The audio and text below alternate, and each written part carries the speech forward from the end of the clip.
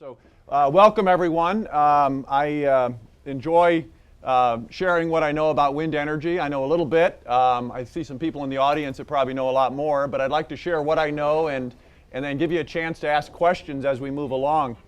I have titled this Wind Energy Past, Present, and Future. And as an engineer, I teach courses on wind turbines and technology and that, but there's also a lot to be learned from history and how things evolve over time. And as Linda mentioned, I'm also involved in a task force that's looking at sort of the future. So I want to tie those three together. I'll try to go through it in that order. But I really want to start with really just focused on that photograph that you see in front of you. I'll say a few things about it. This is kind of present. Let's just call this present. You see three turbines out there in a field. Just to give you kind of a ballpark sort of picture of what those turbines are capable of doing and what they're made of and things like that. You'll see some of this coming through as we go back and look sort of at the history of the evolution. So the first thing you notice, these are probably very common to what you might see in western Iowa. If you drive along Interstate 80 or 35 or some of the back roads of Iowa, you'll see quite a few of them, quite honestly. They're all pretty much kind of in the same design now. They've kind of sort of migrated to a certain type of design that has certain characteristics. Some of that will change over time, but you probably won't notice it as a casual observer. So the first thing you notice is that they all have what's called a pinwheel design, 3 blades basically. That came about as sort of an optimization. You can go through days and days of lectures to explain why 3 is better than 4, but it's sort of an optimization.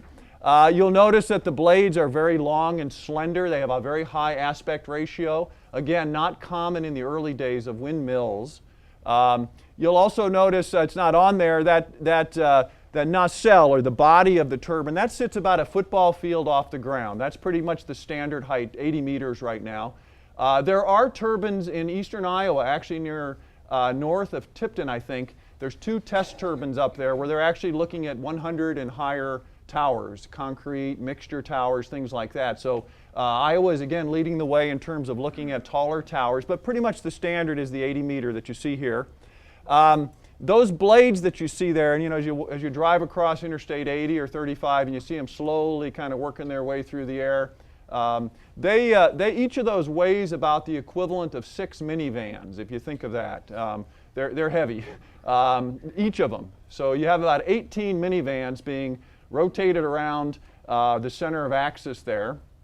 And when that turbine is running, powers about 1,500 average size American homes, each of those. So what you see in front of you there, when they're running, 4,500 homes are being powered. On average, throughout the U.S., if you average it across the entire 365 days, you get about a third of that out based on wind patterns. So think on average, those 3 turbines are powering about 1,500 homes.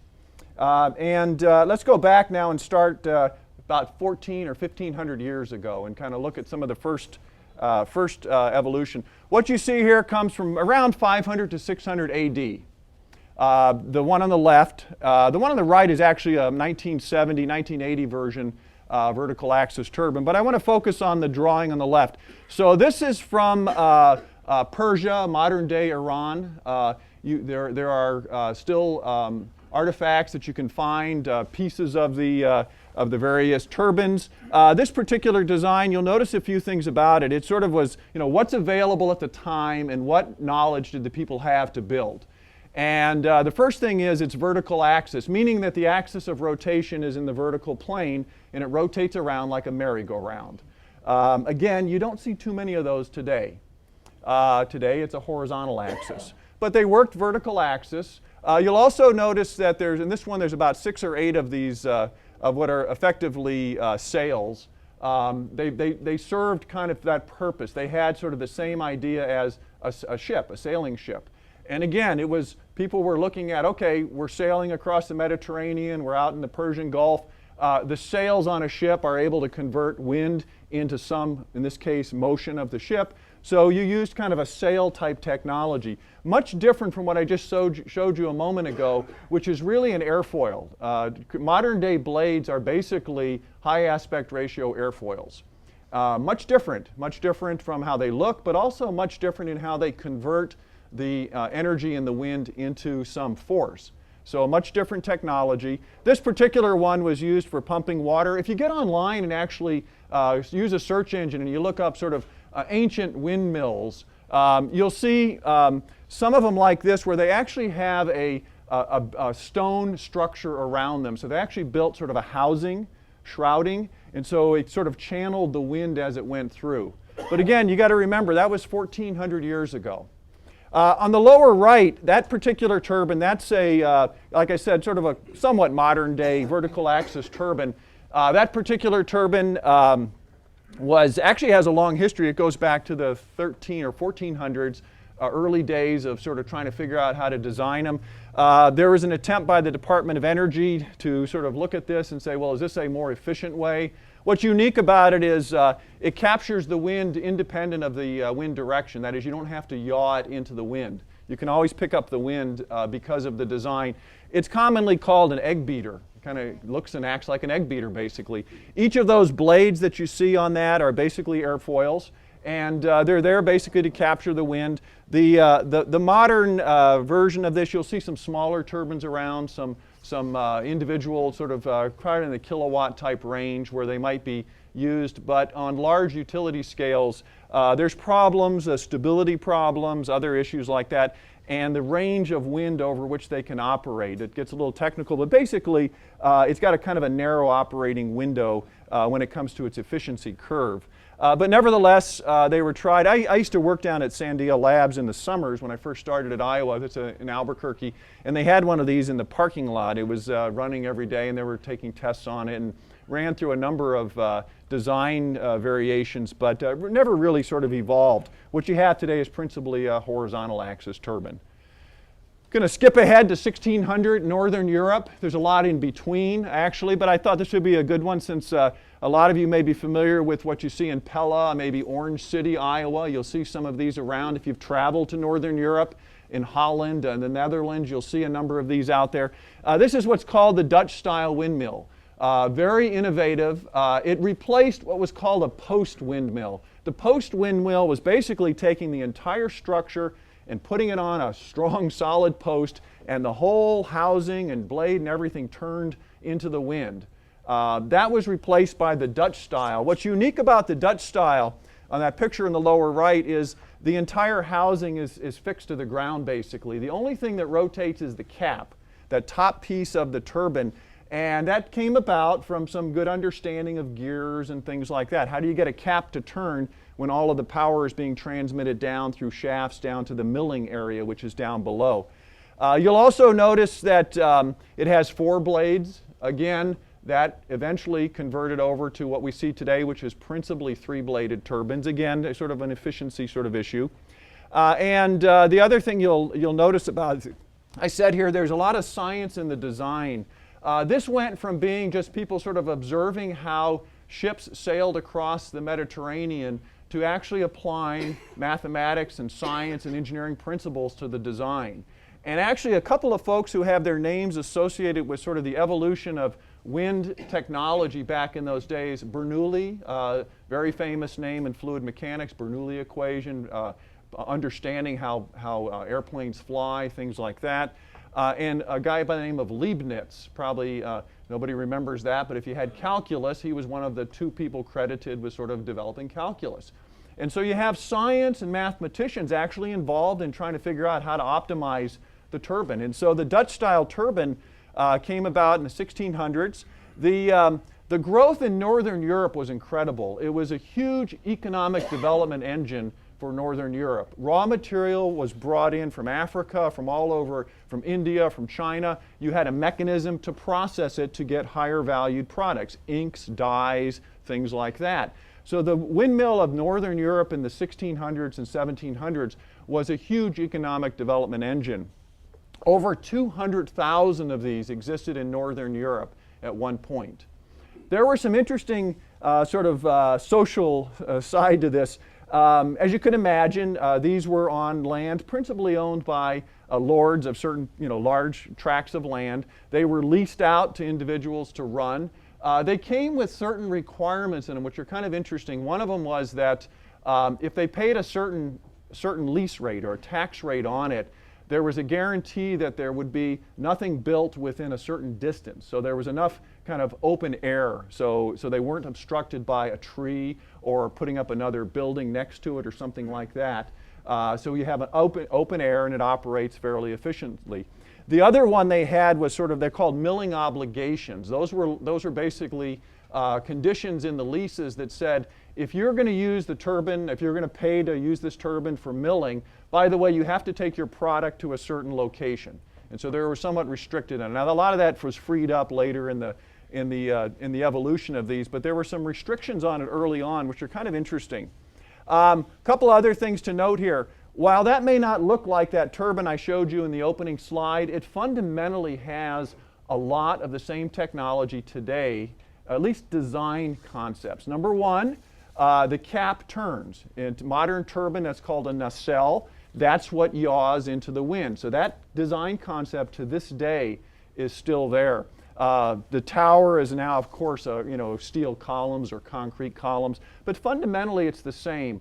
It doesn't look the same. It's not as appealing probably to a lot of people, but fundamentally it's the same design. So today's turbines that you see across Iowa and across the country are fundamentally Dutch windmill styles. I included a little bit of artwork in the lower left-hand corner just to share that with you, because quite often when you talk about wind energy, people take on different views of whether they like them or don't like them. You know, when you're looking out across the landscape, is it appealing to you or not? Well, beauty is in the eyes of the beholder. Some people like them, some don't. What I do here is I show a picture, a painting from about that period that the artist at that day decided that for some reason that windmill, not necessarily that one, but one very similar to it, was appealing enough to put it on a canvas. And that painter's name was Monet. And he did a lot of these, and I think if you wanted to go buy one of them right now, you're probably in the $10 to $50 million range for the original. So the point is that at some point back then, someone felt that that was appealing enough to transfer it to a canvas. Let me move on now to America. 1800s, late 1800s, early 1900s. There was a Presbyterian minister by the name of Leonard Wheeler, was serving a Native American group around Lake Superior, and was one of these people who just like to tinker and come up with ideas. He went through about 20 or 30 variations of a windmill that would survive basically the upper Midwest. We all know over the last few days what the weather is like in the upper Midwest. Not just the cold, but also the fluctuation in wind, the turbulence that we get coming off of various changes in wind directions. It's very harsh. We know that, right? We're all live here. A lot of the turbines that were brought and installed from Europe in the Caribbean, which actually happened a little earlier in this for some of the plantations, did just fine. Prevailing winds, pretty moderate temperatures, things like that. The upper Midwest was pretty harsh. Well, Mr. Wheeler developed basically the design that you see over here on the screen. This is a design that was shown in the 1876 World Exhibition. That was basically the first World's Fair. There were, I think they said at some point, it was something like 1/5 of the entire country attended this World's Fair. And of course, the population was a lot on the East Coast at the time. A lot of people went to it. It was the first one. Pretty amazing when you think about it. But his turbine was, or his windmill, I should say, was designed really to solve a problem. He needed to pump water on this reservation where he was serving the population. He was coming up with ideas on how to do it. And he came up with one that if you went down to your local store, Farm and Fleet, or whatever the local sort of farm supply type store is, you will find turbines that fundamentally look like that.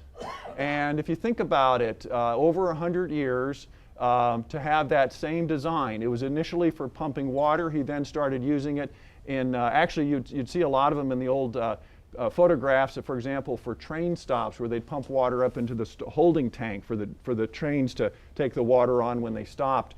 A lot of them on the farms for pumping water. Pretty neat idea. It actually has a lot of neat technology to it if you look closely at it. It has something called a self-regulating mode.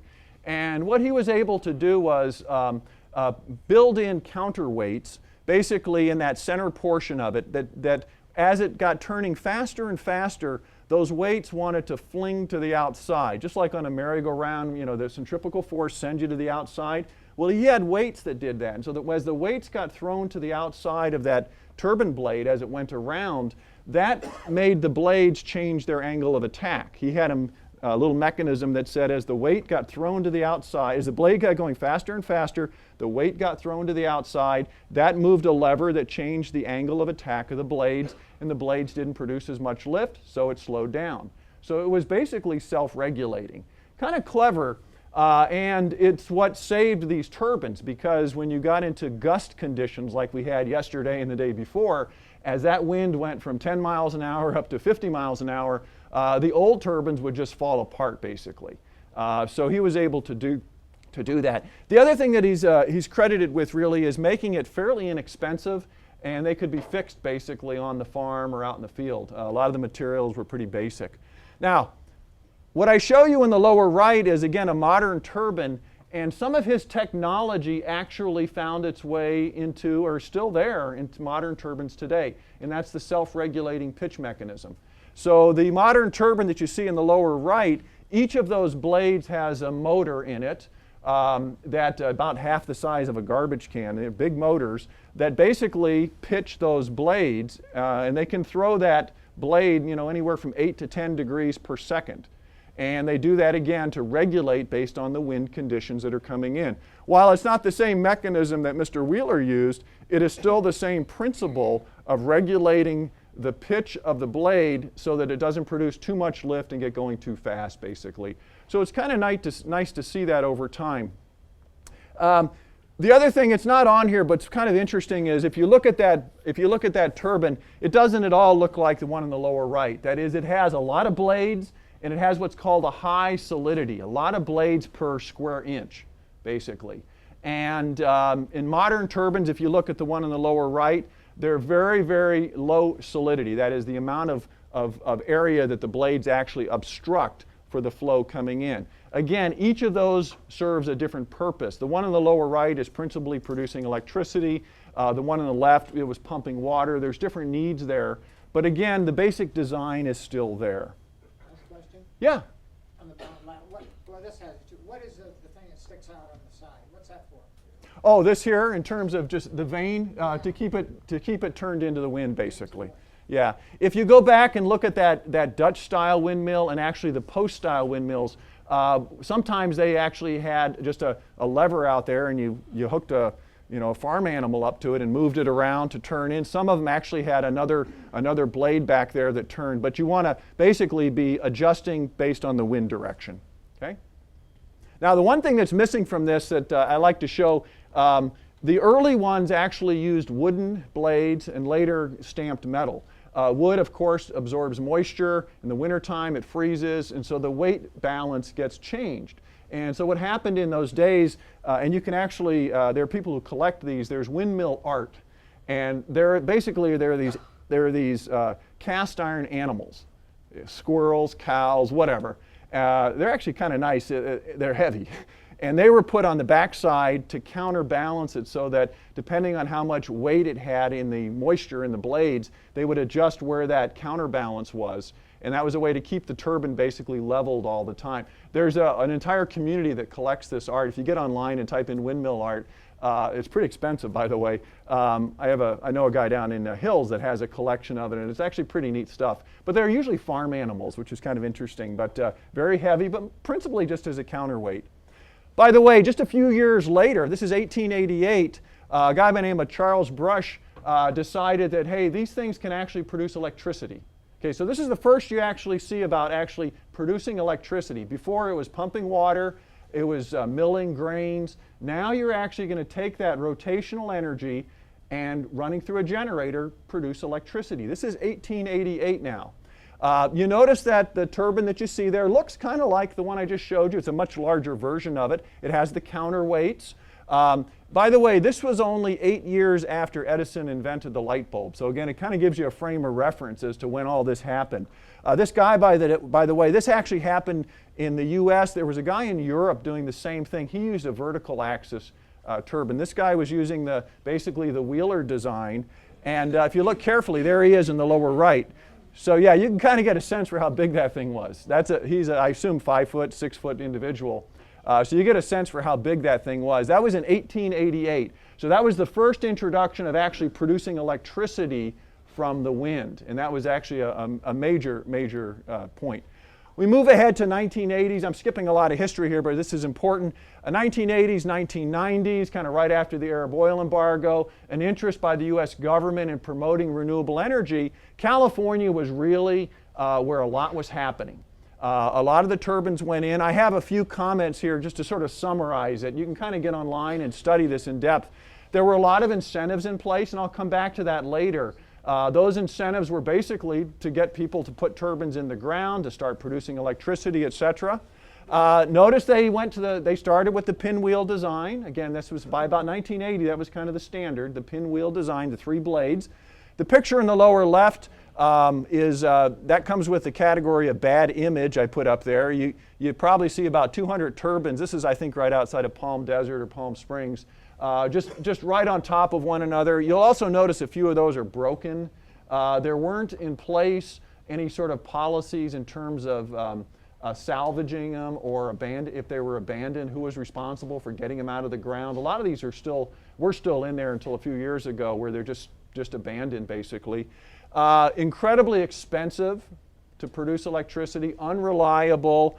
You happen to put them in places where certain birds migrated. So my point there is a lot of mistakes were made. I wouldn't call them mistakes. I think they're lessons. Like any technology, as you evolve, you learn from sort of what you did before.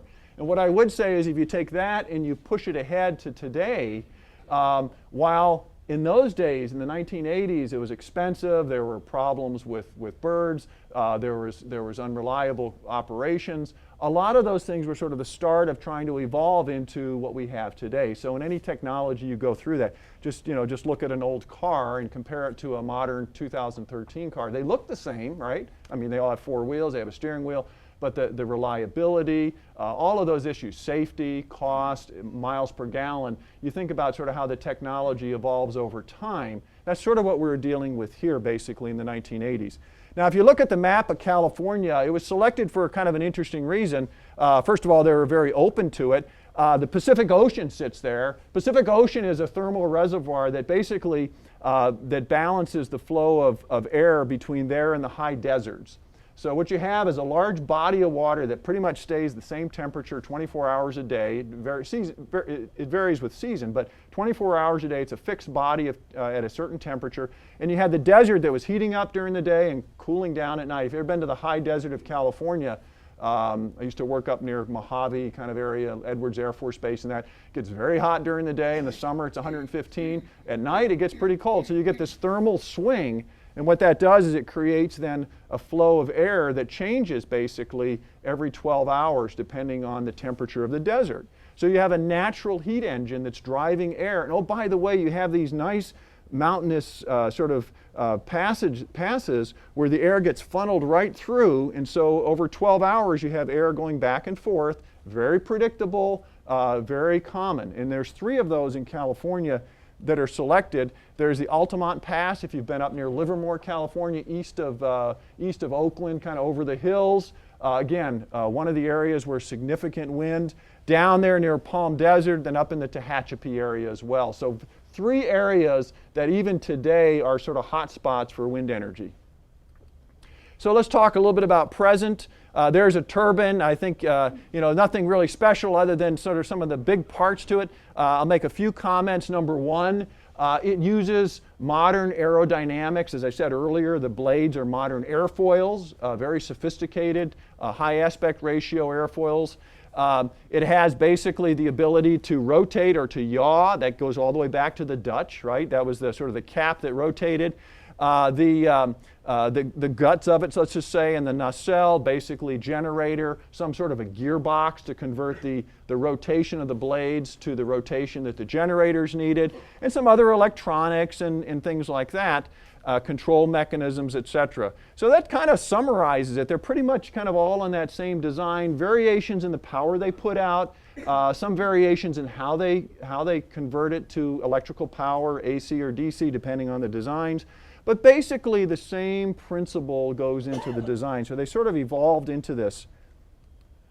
A couple of things. Again, I mentioned the rotation of the blades. That's a modern technology that by the way, still has a lot, and when I get to the future section, still a lot of work that can be done in this to optimize it. But they do rotate. They have control mechanisms on them, independent, each one of them. This is a blade out in the National Renewable Energy Lab in Golden, Colorado. It's being tested. Just to give you a ballpark sort of numbers for this, a blade's probably about 40 to 45 meters in length, so about half the length of a football field. And right now it's being deflected through those little mechanisms you see there, probably a good 10 yards, 10 meters. So it's a pretty significant deflection there. And you can imagine why. If you've been on an airplane in steady airflow, the wings don't bounce around too much, right? They're bouncing a little bit, but you can barely see it. If you're on an airplane, like I was last week coming into Chicago, and it's windy conditions and gusty, the wings can bounce up and down quite a bit. Well, that's happening all the time on turbine blades as the wind fluctuates in speed. So that blade's got to be able to withstand 20 years of fluctuating conditions like that. And so testing is part of the process that they go through. Now let's talk a little bit about sort of Iowa and how we got into this. Iowa is, I think it's fair to say, Iowa is world renowned for being a leader in wind energy. It's done a lot of this over the last 20-some years. We have some folks in the audience here, including former Governor Culver here, who played a big role in making this happen. And it's gone through it's gone through a lot of different people supporting it. Senator Grassley was one of the first people to put forward the production tax credit. Our current governor has supported. So it kind of goes back and forth, but at the end of the day, the state of Iowa does really well. And when I say it's world renowned, I've been to meetings with 20,000 people in the wind business in McCormick Place in Chicago, and the state of Iowa is highlighted as a leader in wind energy.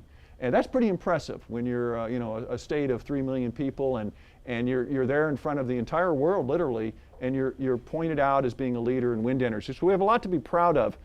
This particular map here shows you number one, we can't be a leader in wind without wind, right? The colors on here show you the level of wind kind of averaged at a certain height above the ground. As it gets red, dark red, that means it's good. If it's green, blue, it's not very good. Okay, so that's kind of the color scale, basically. What you want to focus on there is that oval through the center of the country. And I put a little drawing of Iowa in there to show you kind of west of Interstate 35, basically, is where wind in Iowa really picks up. I mean, we all know that probably driving around the state.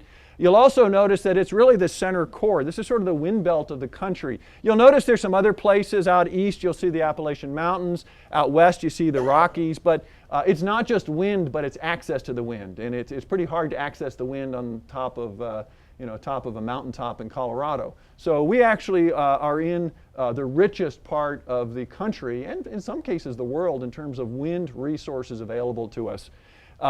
You'll also notice that it extends down into sort of the panhandle of Texas as well, and all the way up into Canada. So we're sitting right in the middle of the richest wind belt in the world, basically. A little facts here about sort of when I said a few minutes ago how much Iowa has grown over the last 20 years, starting I think back in 1983 maybe or so with a sort of an expectation that we have 100 megawatts in the ground. I think that was the target, or 150 or something. But if you look at the installed megawatts, now just again to kind of get a sense for this, basically one megawatt will serve about 1,000 homes on average, okay? Just kind of give you a feel for that. But if you look at the growth here, it went from 1,000 megawatts installed, okay, in 1985, and you can kind of see the growth, 5,000, 10,000. 2012, it was around 60,000 megawatts. Basically, this is in the U.S., by the way. 60,000 installed. Now that's still only about 3% of our total electricity demand in the country, so you get a feel for kind of what number that is. But it's enough to serve about 20 million homes. Okay, again, an average-sized American home. Your average home draws about a kilowatt, basically, with your refrigerator, your air conditioner, whatever. Averaged across the whole year, about a kilowatt is kind of what number that people use. So we got about 20 million. That means operating, about a third of the time, basically. Capacity, the numbers, they're so big you don't even pay attention to them. I mean, you can sort of do all the math you want to, but at the end of the day, the capacity, that is, if you went after all the wind that was out there, it's a sort of a theoretical statement, but the capacity is just beyond belief. So, 10 million basically megawatts onshore alone, offshore another 4 million megawatts. So well beyond what we're currently using. And as I said before, Iowa is a leader. We are well regarded. At one point, we had the second highest production. We're now back behind California. California kind of fell asleep for a long time. It reemerged over the last few years, starting to do some installations. But it's not bad to be behind Texas and California. Those two states, Texas is the leader. California is second now, Iowa. Other states around us have started to pick up a lot. Illinois, if you drive through to Chicago and that, you'll see a lot of installations going in. Illinois is really picking up quite a bit over the last few years. Just last week, a poll was released, a poll that was done in the state of Kansas. And Kansas doesn't have a lot of installed wind. They have manufacturing, by the way. They have some pretty nice manufacturing facilities. They did a survey of the popular voters in the state of Kansas, and they had 90% approval for wind energy, basically. 90% of all voters in the state of Kansas. So I sense that was just released, I think, earlier this week. That sends quite a message about sort of, I think, what's going to happen in the future in Kansas. They're going to be very aggressive, I think, moving forward. But Iowa is a leader. Iowa's done well. And when you start looking at some of the numbers and the payments to farmers, the lease payments, things like that, it's pretty significant.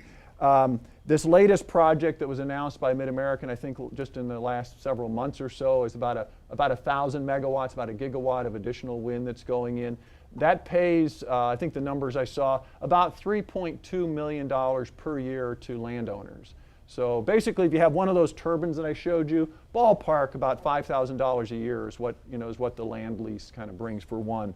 So you can imagine the payments going back to the farmers and the landowners in this case. This goes back to 2011. It shows where a lot of the farms were installed. The different colors just show basically whether they were in the ground or in progress. The size of the circle tells you kind of where it is, etc. You'll notice over here in California, you see those three clusters. Those are those three passes I told you about. That's the one right outside of San Francisco, in Altamont, Tehachapi, and then down near Palm Desert, Palm Springs area as well. But you'll notice, focus on the center part of the country. Iowa, Wisconsin, not so much. Minnesota, very heavy. Illinois, growing. You see a lot of dots there. If you go down now into Oklahoma and Texas, down in here, you'll notice a lot of clustering up in that panhandle area of Texas. And again, Texas is again, a world leader when it comes to wind. So what's the problem? Well, if you look at generation versus demand, this is where it gets down to, okay, well, how do you get the power to people who need it? The map of the United States here is color-coded and contours. Again, as it gets redder, it's the density of people per square mile is higher. So those are population centers. It's pretty obvious. You see Chicago up there. You see the East Coast. It's just one solid red spot all the way from, looks like Vermont, all the way down into Virginia. You see some pockets. You see a little bit around, it looks like down around Houston and Dallas, Austin. And then out in California, you also see the Los Angeles area, up near San Francisco, and you see a little blip down there in Phoenix and things like that, maybe Seattle up in Washington. But you kind of see where people live based on the redness of it. And then, of course, as it gets lighter and lighter, that's where there's few people per square mile. Now, so if you take a look at that oval that I created or showed you just a few minutes ago, and you overlay it on here, that's the wind belt. That's the area where the most energy is available from the wind. It's that oval in the center of the country. Well, those are kind of in conflict. The other one, by the way, is offshore, over to the far east, off the eastern seaboard. There's a little oval I put in there. That's offshore potential, basically, and that's getting a lot of attention the last year or so through the Department of Energy. There's some projects that people are looking at. That's shallow offshore. That means you can actually put the tower into the seabed. You don't have to float it on a platform. That's deep offshore. It gets a lot more expensive. Shallow offshore means that it's shallow enough water, I think something like maybe 50 meters or something, where you can actually just drill it, so to speak, right into the seabed and anchor it, etc. If you know the eastern seaboard, you know the continental shelf where it drops off there depends on where you are latitude-wise. So there's clearly a difference. So that draws us to transmission, right? Electrical transmission is a big issue.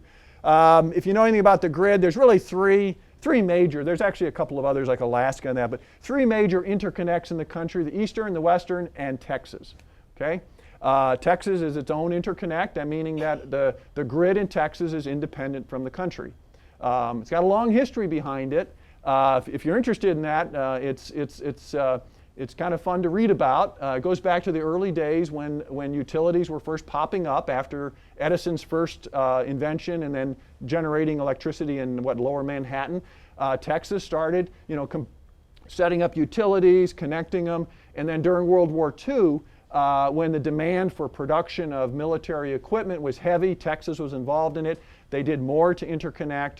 And then there's a little touch, and actually a heavy touch, I think, of independence, wanting to be outside of the federal regulatory guidelines that were set up by FDR. So now FERC, basically. So there's this Texas interconnect that's basically independent. And I tell you that for a reason. It's kind of interesting, actually, to read about it. They are, by the way, they do have some. There was an incident in 1976 where they actually, I think it was called the Second Alamo, and they sent electricity across the border into Oklahoma. One of the utilities sent it over. That triggered incredible lawsuits, apparently, about, okay, does that put them now into the federal system or not? And so it's kind of interesting history if you like that stuff. But basically independent. Now, the reason I say it in the context of wind is because it creates kind of some interesting things. So there's the Texas interconnect. If you look at Texas, they have set up kind of an interesting approach to wind. Again, they're the world leader. I don't know what the latest numbers are, but it just continues to grow. We have about over 5,000 megawatts installed in Iowa. The last time I checked, it was over 15 or 18,000 megawatts. So 3 to 4 times what we have here. Percentage-wise, we still have the highest. We're well over 20%, close to 25% of our electricity we can generate from wind. Texas is around 10% because they have a higher demand, obviously. But the reason I show it to you is it's kind of interesting. They have created now these basically renewable energy zones where wind is really booming. That is, these are zones basically up here in the part of Texas that I showed you is very heavy in wind. And so they have these development zones. But they've also now, and they're pretty close to finishing, the transmission to the major communities. Dallas, I don't know if it goes to Houston directly, but Dallas, Austin, places like that, Fort Worth. And so they've got basically the generation and the connection as part of kind of a statewide plan. I don't know all the details. I'm sure there are people in the audience that probably know more. But it's kind of a neat way to look at solving basically generation where it's rich in wind and demand, sending it to the demand areas via a transmission system. So they're I don't know how many billions of dollars in transmission they're putting in. The last I read, it was moving along, and a lot of them are close to working. Let me talk a little bit about the future. I'll finish up with this. As Linda mentioned, I'm on a Department of Energy task force that's looking at the future of wind energy. There's a report that was put out about 5 years ago called 20% Wind Energy by 2030. And this was made up of contributors from the government, from industry, from academia, and nonprofits. You name it, all American wildlife groups, etc. The report, you can read it, but basically what it said was we could, as a country, get to 20% wind by 2030, and here are the hurdles we have to overcome. Number one, Do we have enough manufacturing to do it? Here are the things we need to do in terms of ramping up our manufacturing. State of Iowa did a great job actually in bringing places here to Iowa, manufacturers. Number two, do we have people who can work in the field? Here are the educational needs we need. It's a really good report in terms of looking at a goal and then saying, what do you need to get to that goal? Well, this report is a few years old now. What we're doing is we're rewriting this. The committee, through the Department of Energy Leadership, actually wants to put it out beyond 2030. They're actually looking at 2050. I find it hard to sort of project beyond that far, but there are certain things you look at in terms of long-range availability of materials and workforce and all that. That report is in process right now. I think we're supposed to have it out later this summer, but it'll actually then sort of go back and look at some of the assumptions in the early report and say, are we on target? Up through 2012, we were doing well. We were right on the growth curve that was projected in here. 2013 was a bad year for wind energy, but up to 2012, it was on target for that goal. By the way, this is 20% in the country by 2030. Again, remember, the state of Iowa exceeded 20% a couple years ago. So as a state, we've already done it, but as a country, it's about 3.5%. Okay?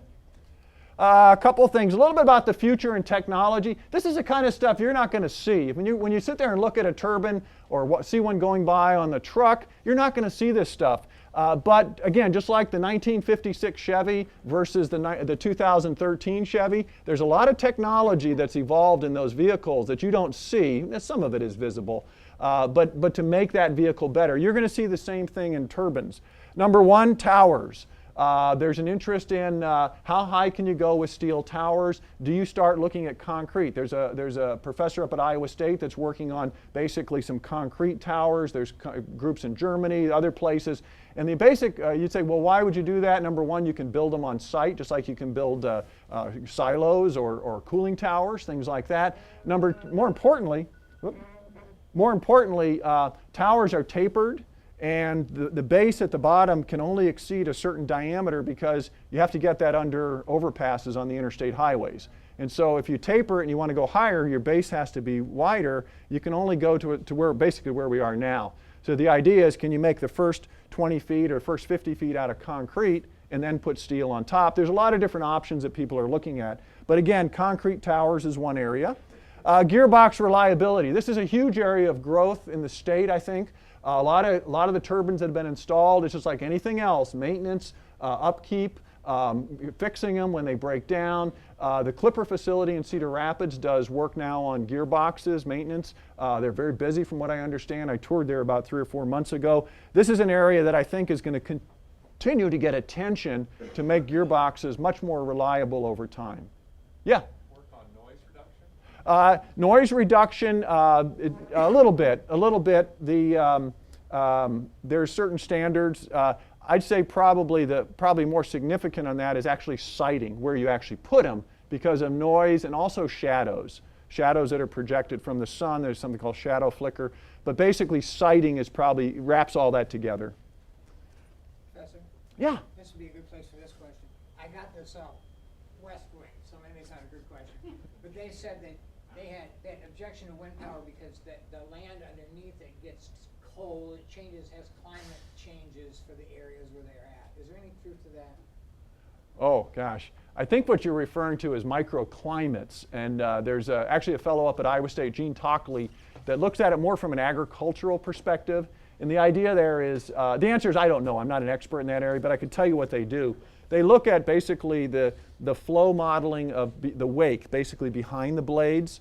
The air is swirling. Does that swirl impact sort of moisture transport from the soil and from crops that are in the area? I don't know the answer, but that's the kind of work they do. The guy's name is Gene Tockley. Does a really nice work in that area. I work closely with him. But those are called microclimates.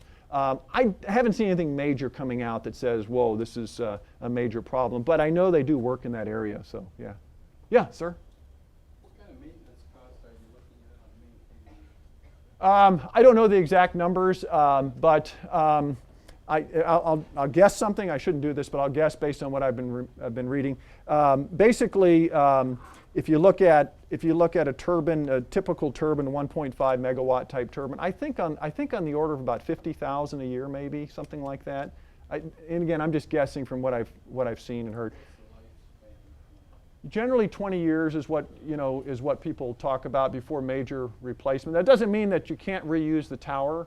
If you were to overhaul it and put a new turbine in, like a lot of technologies, sometimes it's when you think about lifespan, with the evolution of technology, sometimes 20 years is when you want to replace it because, as opposed to 40 or 50, because the technology improvements actually, that investment at that time might be worth it. So. What would be the estimated initial cost and so on? It varies depending on year to year, but I'll just give you a ballpark. Basically, the latest I've seen is around $2 million per megawatt. So those turbines I showed you earlier were 1.5, I think, megawatts. So about 3 million, that's the capital cost and then installation. And again, it depends on, again, I'm not an expert, I don't work in the field, but you're putting in 100 or 1,000 or 1. And we've looked at, for example, on campus in terms of just installing 1 or 2 at our Hills, Iowa facility, and the cost gets very expensive when you're just doing 1 or 2. It's like anything else. You have it. But I would say that maintenance actually is one of the areas where people are trying to continue to work on. I would put in a plug here actually. If you know Iowa Lakes Community College in northwest Iowa, they are considered one of the best, if not the best, community college turbine technician program in the country. A lot of people look to Iowa Lakes for their, sort of the standard. They're kind of the gold standard of how do you educate technicians to work on turbines. So. The other one I would say is like weight reduction. Weight is money.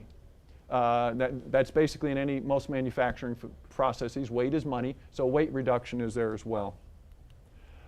Turbines have evolved over time. I'd say the last thing here, wind plant performance. This is an area where I think there's a lot of potential. A wind turbine versus a wind plant. A wind plant is multiple turbines. Getting them to sort of harmonize and get the most wind out of the largest number of turbines is a problem that not a problem, but it's a goal. If you can improve the efficiency, it's like fine-tuning the engine in your car. If you can get it just right, the savings, or in this case, the production of electricity is huge. And so getting them to work right, one interferes with the other, for example, through wakes, etc. This is a great photograph. This is in the North Sea. You'll see a turbine here, here, here. This is taken from a helicopter at a condition where the moisture in the air was such that as the air went through the turbine, it condensed, just like when you're on an airplane and you see the condensation coming off the wingtips. This is what's happening from these turbines. What you'll notice here, though, here's a turbine. There's a turbine here. There's one there. There's one there. There's one there. And so those turbines downstream are not feeling nice, smooth, clean air. They're feeling the turbulence coming off the first one. So when I talk about optimizing a farm, this is a farm. There's probably 200 turbines in this field. Optimizing it means how do you set those turbines so not only do they produce the optimum energy, but they actually last longer. That is, you got to balance production versus the fatigue that they would go through.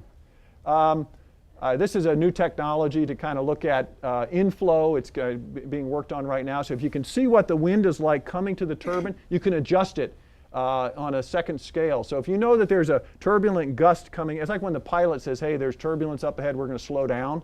It's kind of like that on a scale of turbines. When they see turbulence coming by looking out in front of the turbine with basically laser beams, when you see turbulent air, you know to adjust the blades so they don't get hit with as big of a gust. It's pretty neat technology. They're working on it out in Colorado right now and in Germany. This could be really important. And let me finish here. I know we're out of time, but I want to finish with this. We're not talking about cars, but let me finish with this.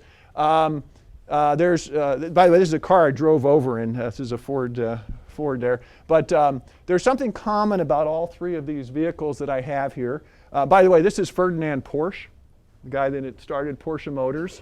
The thing that's common about them is they're all hybrids. That is, he built a hybrid vehicle in 1910, I think, 1911. This was the fastest car on the planet. It won every race it competed in. They didn't sell a single one of them because it was so darn expensive, right? This is a modern Porsche hybrid, and this is a Ford Fusion hybrid. my point here is that sometimes technology starts really expensive. You make mistakes. It doesn't kind of make it to the marketplace. But here's an evolution from basically 100 years, 1910, 1911, to a 2013 Ford Fusion that is a moderately priced vehicle. And so as things evolve and as you learn from sort of previous things and manufacturing improves, you can take something like that and actually come up with a reasonable product. I use this because I think the same story is in wind energy. If you go back to those early days in 1980s and how it's evolved till today. I think we'll finish there. I want to thank you all for being a great audience. I have time for questions, but I know a lot of you are working in that, so if you need to leave, please feel free to leave. Yes, sir, here and here. Yeah. MidAmerican and Alliant take the position that taxpayer dollars spent for renewable incentives are better given to them because they do have the economies of scale to build these huge wind farms of 200-300 turbines. The small wind folks will say, no, distributed generation is much better. We don't go on the grid. We don't have to have extra transmission force. Do you have an opinion on No. No. Yeah. No, I think what I would say is that I maybe just kind of turn that question around a little bit because I've been looking at small wind too. We have a small turbine on campus that students use for taking data in, and the technology is improving. So anyway, I would put one on if I had a larger piece of land. But let me talk about just incentives and taxes and things like that. What I showed you here from the 1980s until now, I think it's fair to say that by having some financial incentives, okay, whether you like them or not, the outcome has been that the technology has evolved to the point where in the 1980s that was probably generating, I'm guessing, I know the numbers, but as I recall, the cost of electricity back then was probably over $1 a kilowatt hour. And today, you're down into a few cents basically from wind. And so my point is that whether you can have a complete debate about tax incentives and production tax and investment, but at the end of the day, from a technology guy, there are certain things you wouldn't do. You wouldn't even go down that curve of investing and trying to think about new ways to do it and that. So I think that argument comes into some of the discussions, and you can throw in the others as well. But when it comes to sort of the large scale versus the small scale, that's, I don't know enough about it to get in the middle of that, so sorry. Yes, sir? You showed in one slide the current wind capacity can power 20 million homes. You said that that's only 3% of the total capacity. Yeah, Well, yeah. the simple arithmetic would say there's capacity to power 650 million homes, which we don't have in America. Does that mean we have excess generating capacity? No, those are homes. I mean, if you add in all, our electrical demand goes well beyond the homes. This building, for example, I do calculations in class sometimes for just even our lecture halls, how it compares to a house. So I use homes as a kind of a standard that people can relate to. But if you start throwing in manufacturing facilities, office buildings, and all of that, it goes well beyond that. So, but it's a good. Yeah, it's just a kind of a reference point to look at. So the issue of the capacity versus that, there's incredible capacity in the country for generating electricity from wind. There's no question about that. Just to give an example, in the state of Iowa, we generate 5,000 megawatts. If you did a theoretical map of the state and put a turbine every acre, whatever, that's not Des Moines, you could generate 500,000. So we're 1/100th of the capacity in the state. So sort of what we have versus the capacity are not even comparable. Now that's a theoretical sort of statement. You wouldn't do it. But the point is there is more than enough. The challenge is where it's located. As I showed you in that center part of the country, we just don't have the density population. So that's where transmission becomes a major discussion point actually for everyone. So yeah. What's your prediction in terms of the next 3 to 5 years, given the challenges with the production tax credit? I mean, do you still remain optimistic, or are you concerned? Concerned. I don't know where it's going to go, but I put myself in the concerned category. Yeah. Because if you look at 2013. Worst thing that could happen, then, in your opinion? Well, there's a couple of areas. Let's just talk about manufacturing. Those of you that work in manufacturing know that you just don't turn the light switch on and all of a sudden you're producing widgets. Well, think about producing the kind of equipment that's here. It takes significant investments and it takes long-term vision, and so I would worry about that. Our manufacturing, our manufacturers and people who are interested in establishing facilities. Do they have that window of 10, 20 years to think about? That's a big one when you look at the manufacturing side. And then, of course, there's the global competition. That's the other one. So you start getting production moving elsewhere. You start getting installation. Turbines start going elsewhere. So it's not just a local kind of an Iowa thing. It's actually a global. I mean, China now leads the world. I mean, I didn't say that during my talk, but China has the most installed wind. There's a number of dimensions, but I put myself in concerned, I think. Yeah. I think the technology is coming along nicely. There's programs. I'm a little concerned personally about offshore. I think we're putting too much attention to offshore wind at the federal level, Department of Energy. I understand why. I understand it's important. But from maintaining momentum, when you're putting in offshore that's 4 to 5 times as expensive as Iowa-based wind, the math just doesn't work in my head. I know all the other reasons. I've listened to all the arguments, but if I ran the Department of Energy, I would assess that. Let's just say. I think I'd focus on land-based, but that's me. And there's other people out there that know a lot more than I do. So, yeah, sir. On the DOE board, in the cost of wind turbines, do you roll in the variability of the turbines and the gas you have to have behind that back the grid? Yeah, so the question really deals with sort of how do you calculate, there may be some utility folks here that could probably answer that better than me, but basically you have to do a total cost of operation over time, and and the capacity factor, how much it's actually running, where it's located, balancing against sort of prevailing costs of energy. So it's not just, the one thing about wind that's interesting when you compare it with fossil fuels or nuclear is obviously the cost of the fuel is fixed. It's free, right? The wind is free. So you don't have that variable cost over time. You don't know that gas is going up or down. You don't know what's going to be out there in terms of other fuel-related costs. But that's only one factor in, a gentleman earlier asked about maintenance and operations. Some of the numbers, Europe's been at wind for much longer than we have. Their operation and maintenance costs are less when they actually aggregate it all together. And you would ask, well, why? Some of it is just experience. Some of it is location of turbines. They're actually, it's a smaller land mass. They're more accessible. They're not out in the middle of locations where they're spaced really far apart. But at the end of the day, their cost curves have come down on the maintenance side. So that's another one. There's capital cost, and then there's transmission, and then there's, what are you doing and what is your base load basically. So all that has to go into the calculations. Yeah. Yes, sir? Do you have any thoughts on the coordination and networking or lack thereof in the supply chains? It seems like some people are just off producing blades and others turbines and others gearboxes, and that the industry doesn't sing well. I don't know that for a fact. What I would say is that a few years ago, the facilities, there are certain arrangements with certain blades and certain turbines and where they come from, et cetera.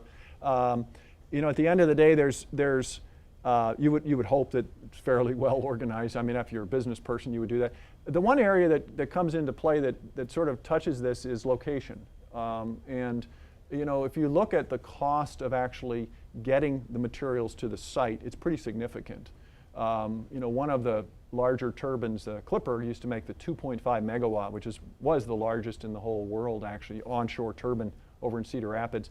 That turbine plus the tower plus the blades took something like 18 semis to transport to the site. So if you're looking at logistics, getting things from point A to point B, where you manufacture, the cost of permitting to get it there, all of that goes into the equation of, where should your products be coming from? So you may see a blade coming from one location, to outfit a particular nacelle in one location, It may be that it's a fit, that particular blade is designed for that turbine, which is part of it, or it may just be a logistics issue with how they're operating it. There's a lot of factors that go into it. Yes? You mentioned that Texas is doing a lot with transmission and getting their, Yes. wind energy to the right Yes. places. So Iowa's, the number 2 leader in the nation of production. So what are we doing with transmission? Well, I'm not a transmission person, but I do know there's been discussion, I think, the last couple of years on actually a direct current line to Chicago, actually, and I think that's still in discussion now. I haven't checked it lately, but what that means is when you go out and look at the lines out here, alternating current is kind of like a highway. You can get on and get off pretty much anywhere, on-ramp and off-ramp.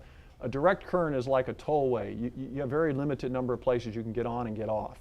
And it just got to do with the technology and the cost. So a DC line that would go from northwest Iowa, say, to Chicago would be like putting a tollway in with limited on-ramps and off-ramps. That's just a result of the technology. It's also, proposal is that it's a way to take energy generated in northwest Iowa, get it to a demand center like I showed you up here on the chart, and produce a model that works. I haven't followed that lately, but that's been kind of sort of in the papers and that, and you'll see it's a group that specializes in DC transmission. So that's a big one, actually, because when you think about taking energy that's produced somewhere and getting it to where people need, that's a key issue. Whether it's a gas pipeline, transmission line, or even an interstate highway to transport something from one place to the other, getting it from point A to point B is critical. So that'll be an interesting one to follow. So, yes, sir.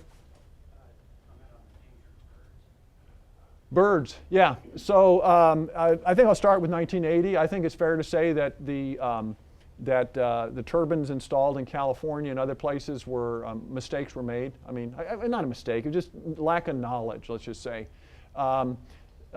Today there is in my introduction I mentioned I was board of directors of the American Wind Energy Association and also the R&D committee. I would say today that group, I'm no longer on the board, but that group works really closely with a number of organizations who are focused on avian, bird issues, other environmental types of issues. They have very close partnerships. The installation of wind farms require some study of migratory bird patterns, so that's something they weren't doing back then. If you look at maps of the US, there's a few flyways that from Canada to Mexico along the Mississippi River. If you've ever been out to central Nebraska, North Platte, there's a crane migration pattern there. If you go there in the spring, it's incredible. There's millions of cranes just parked in the ponds. Those areas are mapped out better now, and so in the installation of large turbines, that has to be taken into account, that you're not putting it in a flyway, a major passage. There's been studies, actually in northwest Iowa, on bird hits, just going out and studying the fields for random hits with small birds. And then the other one I would say is that in endangered species, there are requirements that, and I may not get this exact, but if there is a spotting within a certain number of miles of a particular turbine, that turbine has to be shut down for a certain period of time. And that happened actually, that happened earlier this year in either Minnesota or Iowa, where there was a sighting of a rare species. I'm trying to remember, it was probably, well, it would have been in the fall, as they were, heading south. So there's a number of things in place. I'm not an expert in that area, but what I would say is I think the relationship between the different groups is pretty good. It's not perfect. And I say the last one is they've been experimenting a little bit with managing when the turbines are actually turned on, that is what the minimum wind speed is. So you don't, at the low wind speeds, the power production isn't that great. And so by holding off to actually start turning the turbine at a higher wind, you're more likely to have a lot of the birds that are affected by those lower winds to be maybe not present. So there's some studies in Pennsylvania where they're doing that. They're kind of adjusting where they actually let the turbines start up. So in summary, I think there's a lot of good work that's going on by some good people, and I think the relationship between the various groups is pretty strong, but it's not perfect. It's like anything else. Yeah. You talked briefly about the vertical axis. Yeah. Versus the horizontal axis. Now it seems like the residential market Yes. is moving more toward the vertical axis. Yes. Maybe that's a safety thing. Maybe that's an efficiency thing. I guess maybe your comments on that. Yeah, so the questions about vertical axis, I showed you the old Persian one versus horizontal. Yeah, the utility scales are clearly horizontal. The vertical axis at large scale, you have significant, the guy wires, for example, have to go out forever, to hold it stable. There's instabilities as it starts wobbling. The generator, is receiving that. And so there's a lot of sort of engineering types of things. Modern, you're right, in small scale rooftop type mountings and things like that, you do see a number of vertical axis turbines. I don't know enough about sort of the scale, but my guess is that at the smaller scale, a lot of those stability problems, for example, you don't have the guy wires typically on the newer ones, the ones that you'll see being sold for home use and that. They're structurally sound enough, I think, to operate. So you don't have that. You don't have those wires that have to go out 100 yards in each direction to plant it like you do on a radio tower. And I think some of that plays into it. I think some of it is just aesthetics too. I think there's every manufacturer has kind of the design they like, and the small ones have kind of migrated. Some of them have at least. We have a small one, but it's a horizontal axis actually. It's made by a company called SkyStream. It's a very very well designed turbine. So. Well, I want to. Yeah, go ahead. I'm sorry. No, I got time. I don't respect your time. One of the challenges I've read about is just the idea of long lines of transmission is storage. Mm-hmm. Do you at all look at some of these the technologies around storage? Does anything look promising? And this is only my personal opinion. I think in the area of storage, the better solution is managing the energy. That is, no to storage. In my personal opinion, it's managing, and that is getting.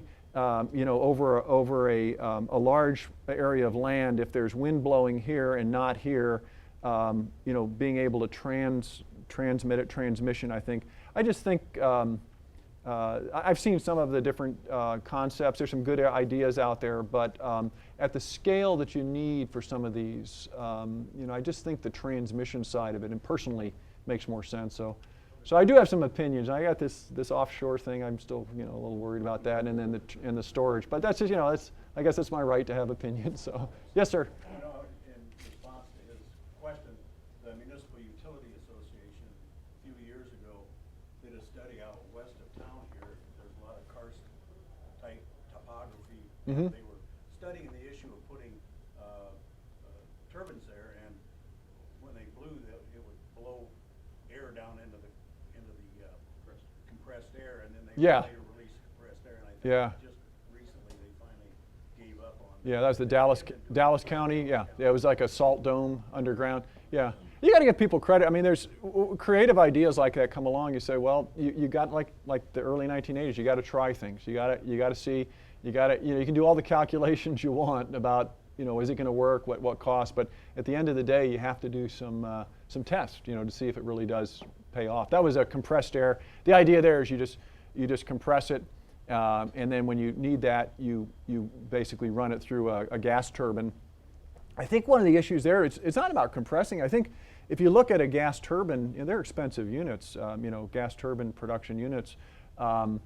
You're still, all you're doing is getting rid of the compressor, which you still have the rest of the turbine, which is a pretty pricey unit to buy. So, I think there's a lot of other factors that go into play. But again, you got to give people credit for coming up with creative ideas and trying them. And don't always work, but that's the way technology is. So, yeah.